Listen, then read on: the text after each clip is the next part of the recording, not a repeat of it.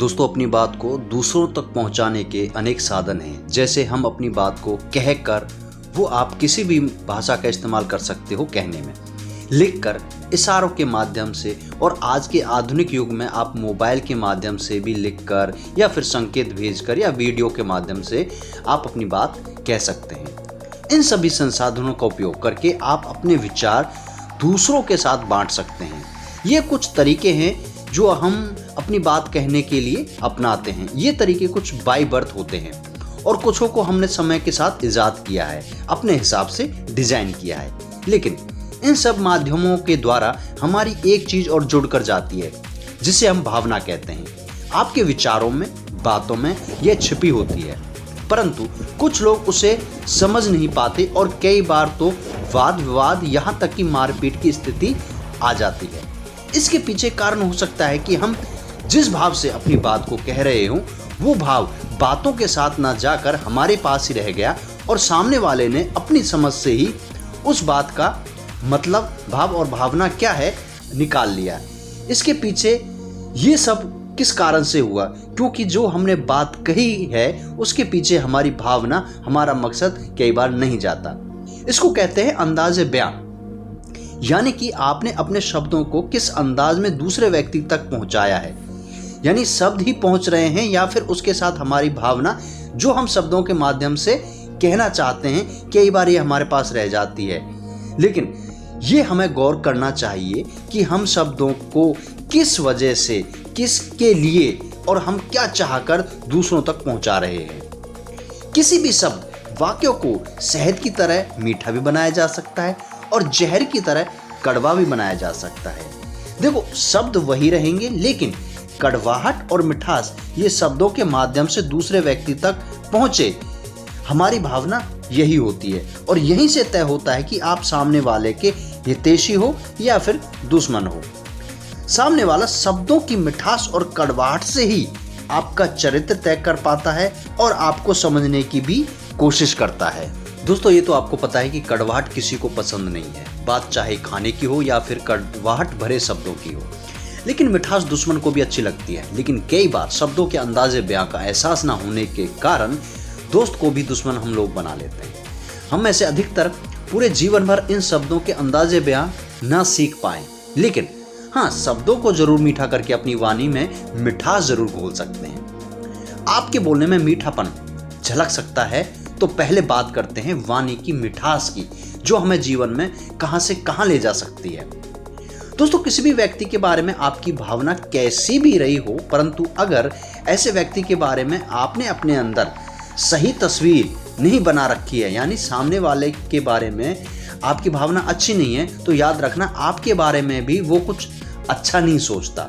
आप अपने अंदर चाहे उसके बारे में कैसी भी भावना रखना, परंतु अगर ये भावना आपके शब्दों के माध्यम से उसके पास पहुंच जाती है, तो आपके लिए जरूर फर्क, यानी आपके लिए परिवर्तन हो सकता है उसके माध्यम से।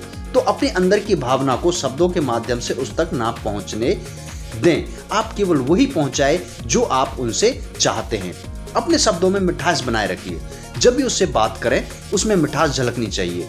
आपको उन शब्दों में उनको अपनेपन का एहसास होना चाहिए। उसमें आपका नुकसान तनिक भी नहीं होगा। हो सकता है कि कुछ समय बाद उसके अंदर आपकी अच्छी तस्वीर बन जाए, परंतु याद रखना, शब्दों में कभी भी धोखे वाली भावना नहीं रखनी चाहिए और ना ही उसे कभी धोखा देना चाहिए, क्योंकि आप अच्छे हो तो आपको अच्छा ही देनी पड़ेगी। ये बात उन सभी लोगों पर अप्लाई जरूर करें जो आपके जीवन में कहीं ना कहीं महत्व जरूर रखते हैं, चाहे वो परिवार में हो, बिजनेस में हो, या वो कोई सी भी जगह हो जहां आप काम करते हो, या फिर वो लोग भी हो सकते हैं जिन्हें आप बहुत कम या जानते ही नहीं। वाणी की मिठास में तो ताकत होती है कि वह अनजान व्यक्ति को भी आपकी तरफ खींचने पर मजबूर कर देता है। जब आपकी वाणी में मिठास होती है तो कहीं ना कहीं आपके सामने वाले को आप महत्व देना शुरू कर देते हैं, तो सामने वाला अपने आप आपको महत्व देता है और स्वयं ही अपनेपन का एहसास आपके अंदर से भी निकलता है और सामने वाला तो आपके वाणी की मिठास के कारण आपका अपना होने के लिए बेताब होने लगता है कुछ समय बाद। जिस भी व्यक्ति के पीछे लोगों की भीड़ जमा होती है, चाहे उसने किसी भी फील्ड में काम किया हो, जैसे हम उदाहरण लेते हैं उन क्रांतिकारियों, नेताओं का, जिन्होंने देश को आज़ाद कराया और उन्होंने अहम भूमिका निभाई देश को जोड़ने में, एकता को संगठित करने में। वो लोग अपने शब्दों को सही तरीके से लोगों तक पहुंचाते थे, जिसमें देश प्रेम की भावना रहती थी। लोग उनके एक इशारे पर मरने मारने के लिए तैयार हो जाते थे। उन सब के पीछे उनकी वाणी की मिठास थी, जोड़ने की कला थी और उन सभी के पीछे उन सभी के लिए एक जैसा उनका व्यवहार था। तो दोस्तों, अब बात करते हैं कि शब्दों की मिठास के साथ आपका व्यवहार कितना महत्वपूर्ण है आपके अच्छे जीवन के लिए, जो आपको एक नई दिशा तो देता ही है और तो और आपको कई बार गलत फंस जाने पर वहां से बाहर निकालने में भी मददगार साबित होता है।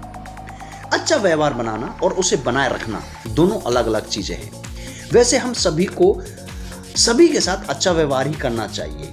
कई बार अनजान व्यक्ति के साथ किया गया व्यवहार आपको किसी मुश्किल में भी डाल सकता है और यही अच्छा व्यवहार आपको मदद भी पहुंचा सकता है भविष्य में।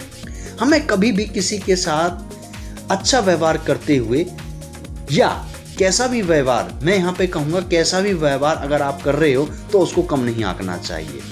कई बार व्यक्ति दिखता कुछ और है और हकीकत में होता कुछ और है। व्यवहार को एक तरह से आप एक मदद भी कह सकते हैं, जिसकी हमें जीवन में कभी भी आवश्यकता पड़ सकती है। जब आप किसी से मिलते हो या फिर बार बार मिलते हो तो सामने वाला आपके चरित्र का आकलन भाषा और स्वभाव और व्यवहार से ही करता है। याद रखना दोस्तों, किसी का व्यवहार कितना भी बुरा हो परंतु वह सामने वाले से अपने लिए अच्छे व्यवहार की ही अपेक्षा रखता है। व्यवहार आपका एक तरीके से रंग है। अगर यह रंग किसी को पसंद आ जाए तो वह भी आपके रंग में रंग जाता है, आपके व्यवहार के अनुसार ढलने लगता है। अगर हम किसी भी बिजनेस की बात करें तो कई जगह आपको बिजनेस केवल और केवल आपके व्यवहार के कारण ही मिलता है। सफलता की सीढ़ी चढ़ने के लिए व्यवहार का अच्छा होना बहुत ही जरूरी है। एक समय पर आपकी पहचान आपके व्यवहार के कारण होने लगती है।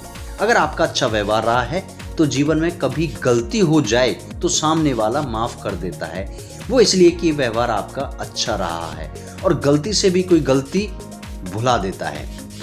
व्यवहार आपकी छोटी छोटी खामियों को सोख लेता है और आपको आगे बढ़ने का अवसर प्रदान करता है। मैंने कई लोगों को भी देखा है कि जब वो अपने पदेन सीट पर नहीं होते तो यानी उनके पास कोई पावर होती है तो स्वयं को बेहतर से बेहतरीन दिखाने की कोशिश करते हैं बाहर, और जैसे ही जब आप उनसे मिलो कि वो जब सीट पर हों तो उनका व्यवहार बिल्कुल उल्टा ही नजर आएगा। कुछ लोग अच्छे व्यवहार का मुखौटा भी लगाए रहते हैं, वो इसलिए कि अपना मतलब सिद्ध हो जाए। आपका व्यवहार आपकी मर्यादा को दिखाता है और मर्यादा से किया गया कोई भी कार्य हमेशा अच्छा ही रिजल्ट देता है। श्री रामचंद्र जी को मर्यादा पुरुषोत्तम श्री राम इसीलिए भी कहा गया है क्योंकि वो अपनी मर्यादा जानते थे और सभी जीवों के साथ समान व्यवहार करते थे। यही कारण था कि उनके व्यवहार, चरित्र, मर्यादित पुरुष होने के कारण उनके दुश्मन रावण का भाई विभीषण उनकी शरण में आ जाता है।